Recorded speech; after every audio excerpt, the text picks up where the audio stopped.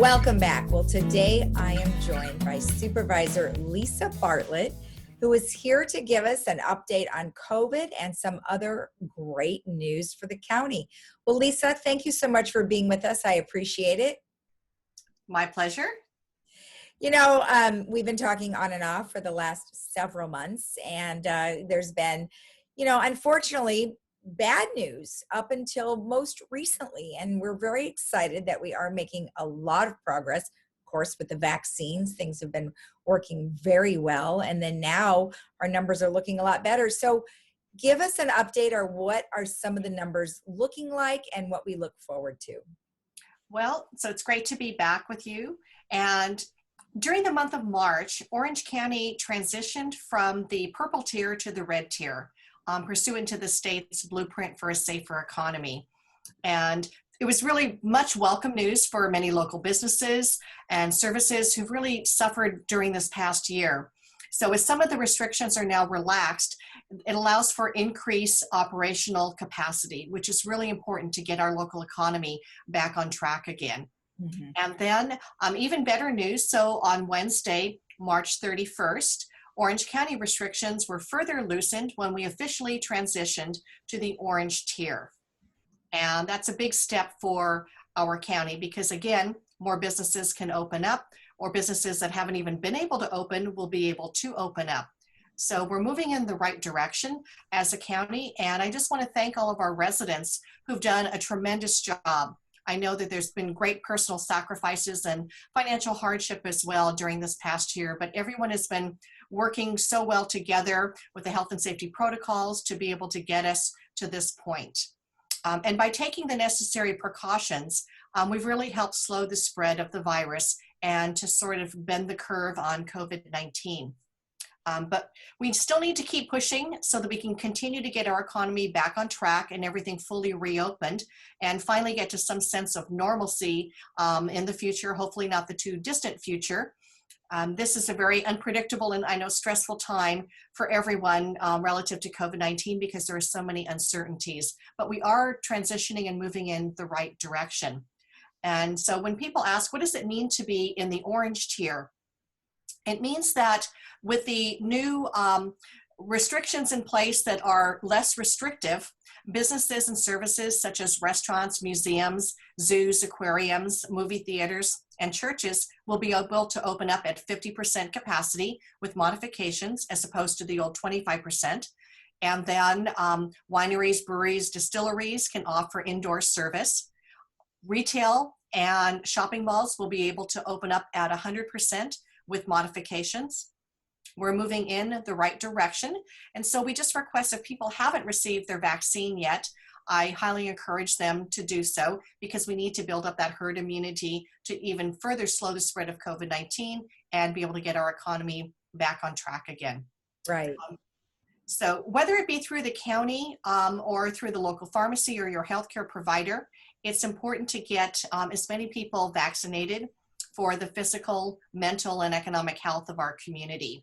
And while waiting to receive a vaccine, it's incredibly important that we all continue to protect ourselves during this time. So continue with those health and safety protocols that we're all very well aware of. Wear a face covering, practice social distancing, and also good hygiene. And while we're not completely out of the woods yet, we're certainly getting there and moving in the right direction. Yeah, absolutely. And, I want to look at your vaccination numbers here. You have Pfizer and Moderna. The first dose is about 383,000 and fully vaccinated is 432. So that's a pretty good number for Orange County, isn't it? It's a great number for Orange County. And now we have the Johnson & Johnson one-dose vaccine available as well. That's great. That's great. And so in your opinion, based on what you're seeing, you believe that, more vaccinations are going to be done, and therefore, how long might we remain in the orange tier? The orange tier is a great tier for us to be in right now because it means that we're really opening up a great percentage of our local economy. It may take some time to go from the orange tier to the yellow tier, which the yellow tier pretty much means we've almost eradicated COVID.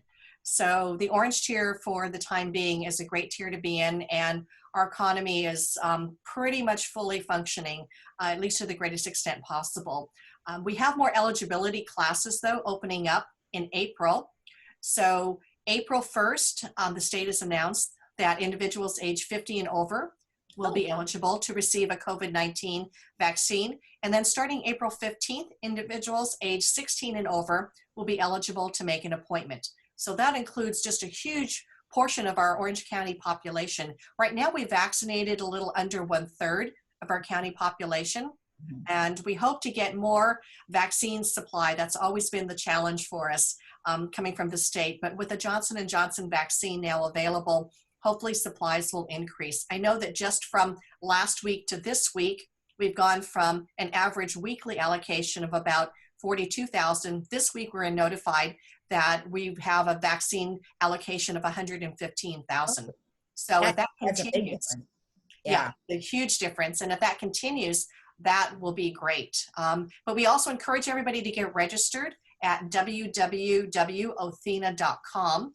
And you'll be placed in the virtual waiting room until it's time to schedule an appointment, and then you'll be notified to get your appointment scheduled. On March 31st, the county opened another vaccine Superpod site at the Orange County Fairgrounds in Costa Mesa. And we're going to be able to get more people that are eligible, get greater throughput at a Superpod site. So this is going to be great. And this is in addition to the current Superpod sites at Soka University, the Anaheim Convention Center, Disneyland, and Santa Ana Community College. Wow, I was going to you read my mind. I was going to ask you how many sites there are, because we generally tell everybody that there's pods, but we didn't know that there were that many. So that's awesome news. And like you said, that's going to open up a lot more things. And then especially the fact that they're opening up the age group too is really going to change things. Now, I know that it was said that we should have something like 70% for herd immunity. Is that still the target number? It is still the target number to try to reach that 70% of our 3.2 million residents to get vaccinated, because that's at the point where you do get that herd immunity. And it's important to reach that level, because then the transmission of COVID-19 is greatly reduced. And that's something that we want to try to achieve, because people want to be able to get back out in public again and go shopping and dining indoors and get back to that level of normalcy again. And once we reach that level of herd immunity, people will feel that sense of wanting to get out, and they know it's going to be safe. So that's why it's really important right now to get as many people vaccinated as possible, so we reach that herd immunity sooner than later. You know, I was in another state not too long ago, and things are different than they are here in California. However, one thing that I do notice, and possibly will notice here in California, in Southern California, is that people still are a bit hesitant. You know, they may even have their vaccines, and they're still a bit hesitant about going into public places, especially indoor dining. Do you think that's still kind of the feeling? I think people are more comfortable with getting vaccinated when they talk to more and more people that have been vaccinated and have that comfort level that, you know, they didn't have any major side effects, and they're feeling now more confident to go out in public. So I think as more people get vaccinated, that comfort level will rise, and that level of hesitancy will hopefully get reduced. Okay. Well, you know, we've all learned how to cook more now too, though. So I'm wondering if we're going to go to more restaurants, or maybe cook more, or we'll just get tired of cooking and we'll have to go to the restaurants. So you've got some great news about the Dana Point Harbor. We're going to completely change the subject here, which I think is awesome that the harbor is coming along. What do you have? Well, this is a project that's been in the works literally for 20 years. And I'm so excited to share that with this $330 million redevelopment harbor project, we've moved one step forward. The Bellwether Financial Group, the waterside partner of the Dana Point Harbor Partners, they've received the marina approval from the California Coastal Commission, and this is really jump-starting the long-awaited harbor revitalization. Mm-hmm. So the big mixed-use project, which will include renovating the marina, all of the waterside improvements, constructing new restaurants, shops, 2 new hotels. This is going to completely reimagine the 50-year-old Dana Point Harbor. And the new plans are very different from the current footprint of the harbor. So the new plans for the marina include flip-flopping the parking and the retail space. So retail, hotels, and public parks will be right on the waterfront as opposed to the parking. The public will now have access to the docks and newly created public areas with expanded recreational opportunities. And with the Coastal Commission's green light, the developer can now proceed to finalize construction plans and pull the various city and county permits. So we're actually very well poised to start construction in the very near future. And I think the parking structure is going to be one of the first physical structures that'll be completed in the harbor.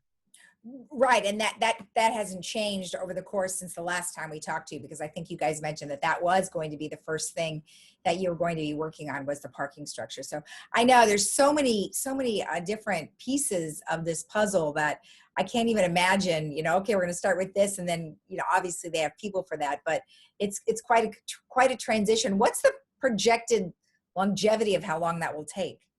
The harbor project is scheduled to be a 5 to 7 year project, start to finish. Okay. So we're going to be pushing as quickly as we can. Like I said, it's been in the works for over 20 years. It's an aging harbor. We need new facilities down there. And this is just going to be a huge boon to the local economy, and creating thousands of jobs to get this project underway. And right now, having gone through the COVID crisis and the recession, creating new jobs and opportunities for people to get back to work is so important.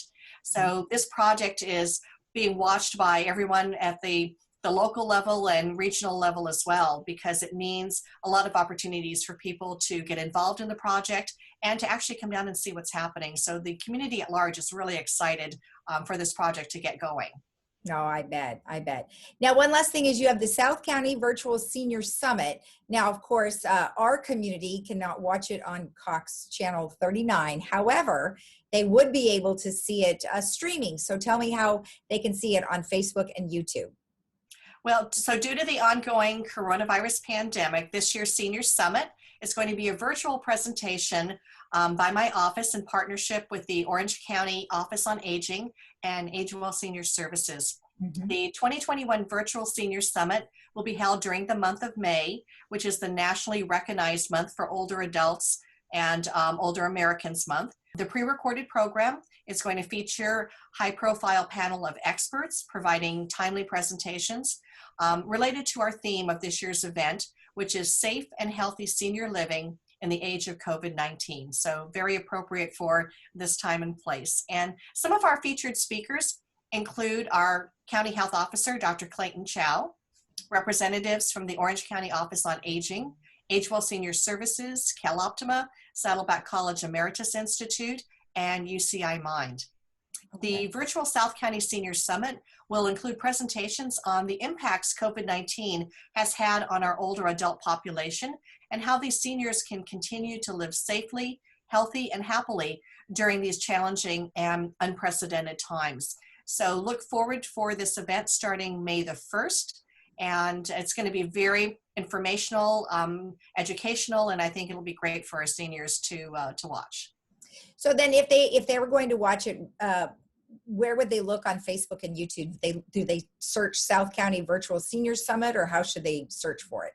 They can search for it Facebook at Supervisor Lisa Bartlett. And we may be posting, I don't know if it's going to be posted on Twitter, but definitely on Facebook. Okay. And they can go to my website at the 5th District, and also you can have all the information you can download. So whether you want to watch it live streaming with the presentation or on one of the websites or on Facebook, you'll be able to pull down that information from our county website. Okay, that's perfect. All right, great. Well, Lisa, thank you so much for all the updates. I appreciate it, and we're looking forward to that next tier, that's for sure. Well, we just want to wish everyone a happy Easter, stay safe and healthy. And of course, if anyone ever has any questions, please contact my office at 714-834-3550 or visit my website at Bartlett, that's S-U-P, Bartlett, BARTLETT.com. Or again, you can always find information at Facebook at Supervisor Lisa Bartlett or at Twitter at OC Sup Bartlett. So a number of ways to connect with us. You can always pick up the phone and give us a call as well. All right, perfect. Thank you. You're welcome. Thank you. All right, and we'll be right back after this.